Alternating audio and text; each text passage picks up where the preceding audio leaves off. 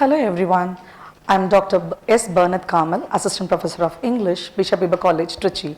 I am going to unravel the theme From Ring to Racism, a critical study of racial dynamic in Wole Soyinka's telephone conversation. Wole Soyinka is a prominent Nigerian playwright, poet, essayist. For his contribution to African literature and his advocacy for human rights is impeccable. He is born on July 13, 1934 in Abeokuta, Nigeria. Soyinka's works often addresses the themes of oppression, tyranny, and the struggles for freedom. He gained international acclaim for his works such as A Dance of the Forest and The Man Died in Prison Notes, which explored many political and social issues in Nigeria.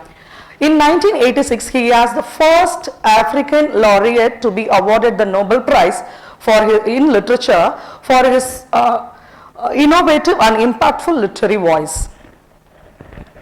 Telephone Conversation. Telephone Conversation is a well-known poem written by Wole Soyinka which addresses racism and prejudice.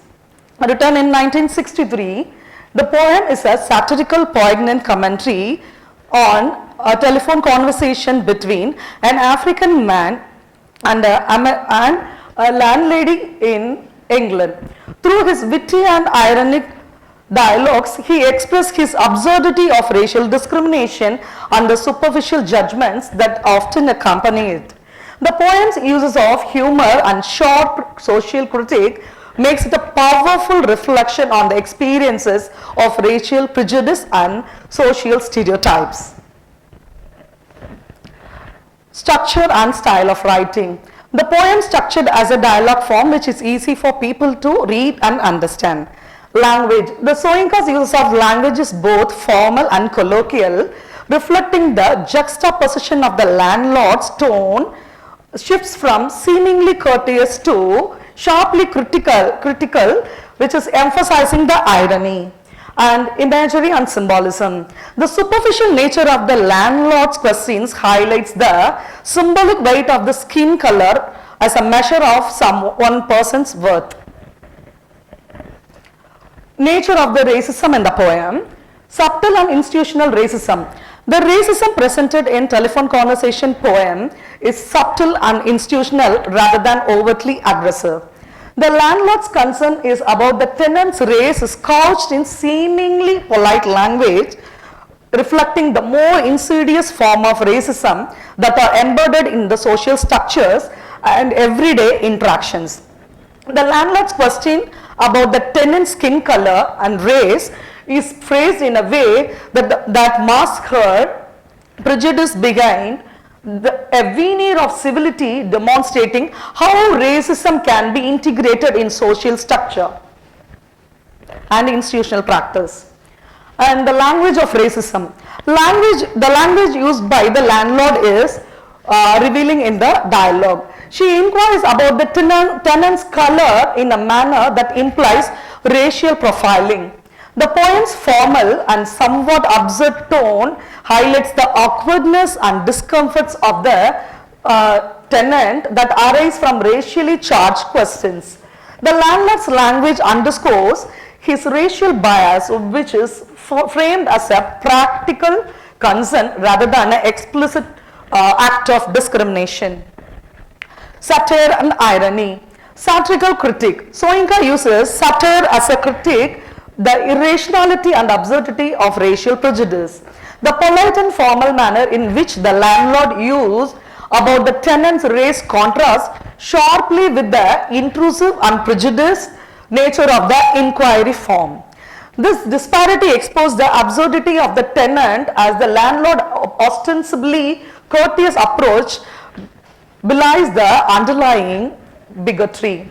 The satire effectively ridicules the notion that race should be the factor in renting a property, highlighting the irrationality of racial discrimination. Ironic presentation. The irony in the poem lies in the contrast between landlord's pretense and of politeness and his underlying prejudice. The landlord's questions are framed in a way that suggests superficial concern for property, yet they reveal deep-seated racial assumptions. This ironic presentation underscores how societal norms can mask discriminatory attitudes, making racism appear more acceptable or less obvious than it truly is. Racial identity and dehumanization. Reduction to skin color. The poem critiques how racial identity often reduces the mere to skin color. The landlord's fixation on the tenant's race objectifies and dehumanizes him, stripping away his individuality and reducing him to racial category. The reductionist view underscores the dehumanizing impact of racism, where an individual worth is assessed by the skin color is based on racial characteristics rather than personal character. The impact of stereotypes. Soyinka's portrayal of the landlord's prejudice reflects broader social stereotypes about racism.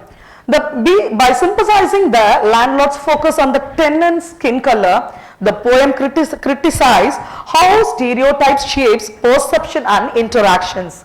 The implicit assumption that skin color might disqualify someone from renting a property reveals how racial stereotype can influence even mundane decisions.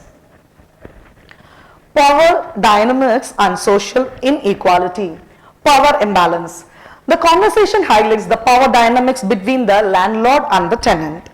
The landlord holds the power to grant or deny the property housing based on racial criteria, illustrating how systematic racism operates through social hierarchies. The imbalance of power underscores how racism can be perpetuated through institutional practices that reinforce social inequalities. Social commentary. Soyinka's poem serves as a broader commentary on social inequality and racial discrimination.